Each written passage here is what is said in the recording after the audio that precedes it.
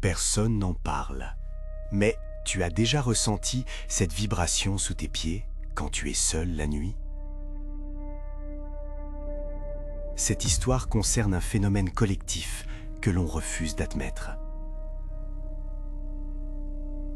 Marc habite dans un quartier résidentiel calme, entouré de maisons identiques, typiques de la banlieue des années 80.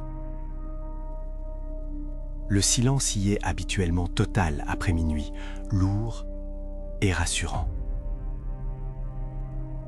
Jusqu'à ce qu'il commence à entendre le souffle.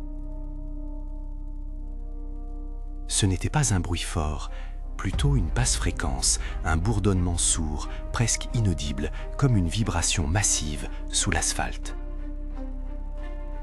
Il l'entendait uniquement entre 2h et 3h du matin. Il a d'abord cru à une pompe à chaleur ou une ligne électrique défectueuse. Il a appelé le syndic, les services techniques. Tous ont confirmé que tout était normal. Le son persistait uniquement quand il était dehors, immobile, observant la rue déserte. Marc a testé ses voisins. Il leur a demandé s'ils entendaient un étrange bruit de fond la nuit. La plupart haussaient les épaules, certains parlaient de grincement de vieux tuyaux. Mais il y avait toujours ce regard fuyant, cette légère hésitation avant qu'ils ne répondent. Il a commencé à enregistrer. Les enregistrements ne captaient rien au-delà du bruit blanc habituel. Le son était exclusivement auditif pour lui, une interférence directe dans son tympan. C'est là que l'escalade a commencé. Le souffle se rapprochait. Une nuit, Marc était devant sa porte, écoutant. Le bourdonnement était si fort qu'il sentait ses dents vidraées. Il a levé les yeux. Toutes les maisons de la rue étaient plongées dans le noir total, sauf une, à 2 pâtés de maison. Une lumière faible, d'un jaune maladif, émanait d'une fenêtre du 2e étage. Le bruit s'est intensifié, jusqu'à devenir une pression physique sur sa poitrine. Il a réalisé, ce bruit n'était pas statique, il se déplaçait. Il venait de là-bas.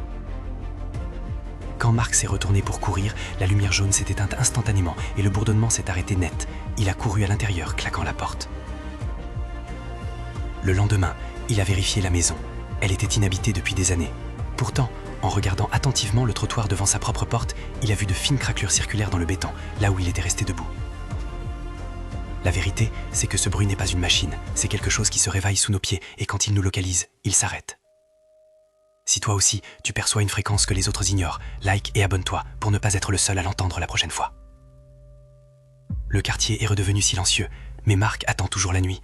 Il sait que le souffle reviendra et il se demande s'il sera capable de courir assez vite la prochaine fois.